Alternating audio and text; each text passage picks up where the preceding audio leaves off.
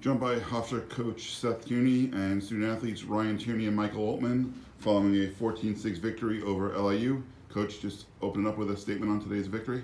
Yeah, awfully proud of our guys. It's been a rough week, and there's just been a I don't know what you want to call it, a malaise over what went on, and losing 2 games and losing Dylan McIntosh, and then having a spirited Long Island rivalry rekindled today. Back in the day when it was CW Post, those games versus Hofstra were classic lacrosse games, classic. And I'm proud of our guys, the way they fought for 60 minutes. We took LIU's best punch, obviously playing for pride of Long Island and things along those lines. As we told the guys, it wasn't going to be pretty for 60 minutes, but I do think that we stayed focused, right? And guys held each other accountable, and that was a step up from this past Tuesday night, where we just took the regret of Tuesday night was not because of Stony Brook winning; it was because we didn't put our best foot forward. So, awfully proud of our guys. Open up to questions.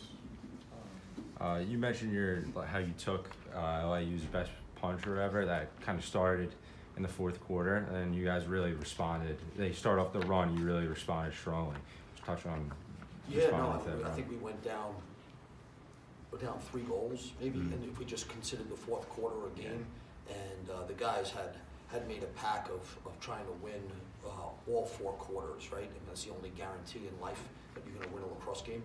And when we went down to 3, those guys, they played for each other at that point in time, and they just wanted that fourth quarter victory, and they didn't want to have a let up. If you look at LIU's fourth quarter, before today, they have won the fourth quarter 14-3 in their first 3 games.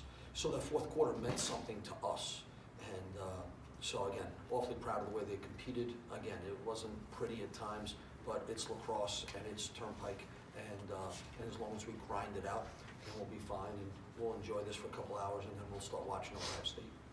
For Ryan and Michael, I mean, Coach mentioned it. I mean, you guys haven't had this battle of Long Island for 30 years against LIU. I mean, you've experienced against Stony Brook in those games, but to face LIU after such a long hiatus, didn't have that same feel, despite you guys not necessarily experiencing it against LIU specifically.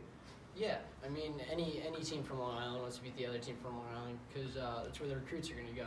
You know, the kids make decisions on that stuff now, and it means something for pride-wise because a lot of Long Island kids go to a lot of Long Island schools, and when you get back from the summer and stuff like that, that's bragging rights, and that's it's huge. It's huge.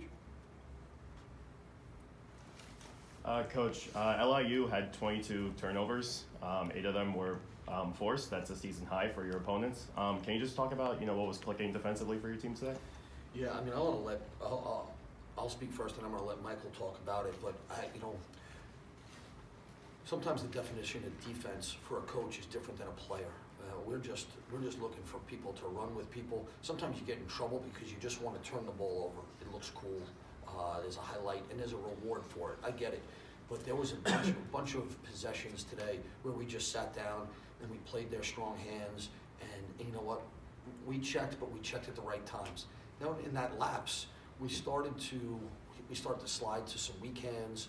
We forgot about the backside, and they got a couple of guys that they can sling it from 15 yards, 14 yards, and there was no getting around it. But I was, for the most part, and again, I'll have to watch the film. They had 6. 2 of them were on man up, so they had 4 goals, 6 on 6. I got to see if there was any in transition and what those breakdowns were, and then we'll go from there. But I'd like Michael, if you can comment defensively. Yeah, like Coach T said, main thing is Coach Corbin puts in a great game plan every single week. He had a short week this week at the game on Tuesday night against Stony Brook. Stayed up all night and watched film. Puts together a great game plan. We just have to follow it. Coach, is the intent now to play LIU every year and try to create this a yearly thing like Stony Brook? Yeah, I would think so. There's been some conversations of having a Long Island tournament. Philadelphia does it.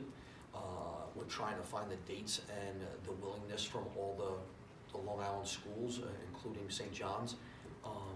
So I guess there's more information to come if we can find a date and make it like almost like a Long Island Cup.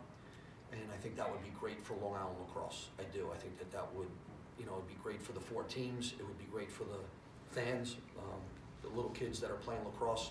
I think that would be awesome now that LIU is back to Division I. And can you touch on Brian Herbert's success at the face-off this afternoon? I mean, 21 out of 24 wins there. Like, how big is that for your team? I mean, you guys seem to dominate possession. Obviously, that starts a lot by him. Yeah. Well, you didn't ask me that question on Tuesday night, mostly because you weren't there and because you wouldn't have asked that on Tuesday night. And for what Brian Herbert did today, 21 of 24, he took all the face-offs.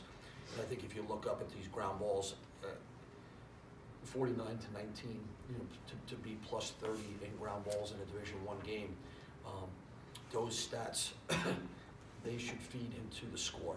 And in a couple of games, we've won the stats and not the scoreboard. And this time, Brian Herbert helped us win this lacrosse game.